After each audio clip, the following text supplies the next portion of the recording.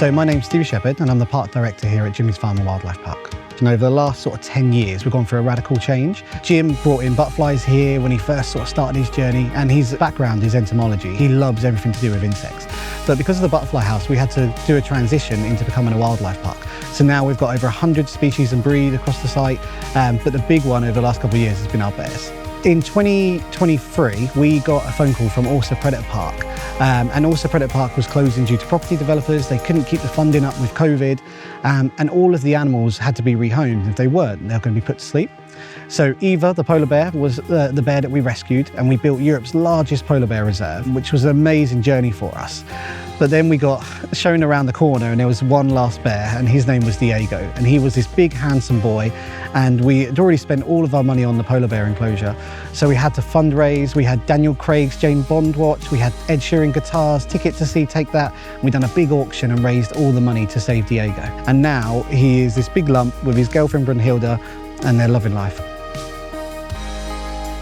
We contacted ISEKI because we know they have a hub here in Ipswich. They're right on our doorstep. We see the tractors coming in all the time, and we're like, we need a tractor for the bears. So Eva has all of her food delivery. Now, when you're transporting food for polar bears, especially now we've got 4 girls, you're talking hundreds of kilos worth of meat and fruit and veg, buckets, and also they produce loads of mess. So we've got to make sure that we can get everything through the park safely, something that wasn't too big, that can get round our paths, but also man enough to do the job. And the ISEKI tractors are man enough. They help us transport the meat, they cut the grass. Obviously a 16-acre reserve is a lot of work. They mow all of the area there. They help us move all the logs, the rocks around the front loader. So it's been absolute godsend having those tractors on site.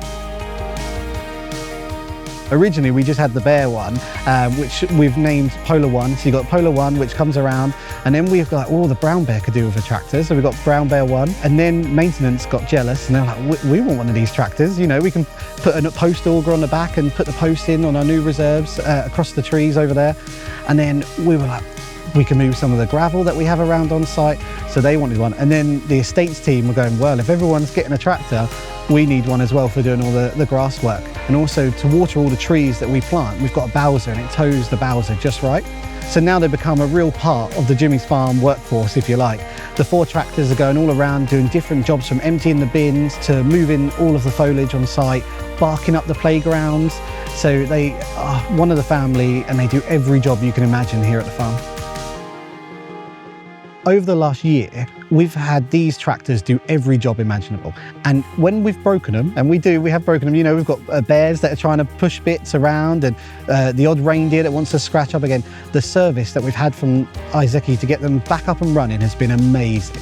Like we said, they're simple to go, and if we break them, they're simple to get going again. And that's so important to have that care from the team, and just being able to pick up the phone, call up the team at ISEKI, and they help us straight away.